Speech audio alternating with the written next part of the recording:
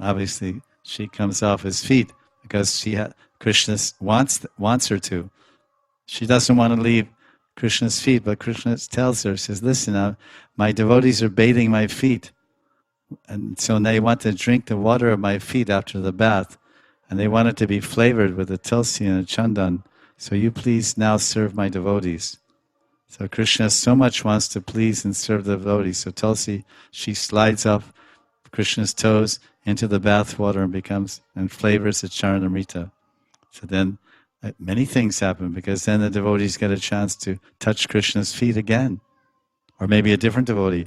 One day Tulsi Mandri put the Tulsi Charan on Krishna, and the next day Malika Mandri put the Tulsi on there, like this. The next day Malini.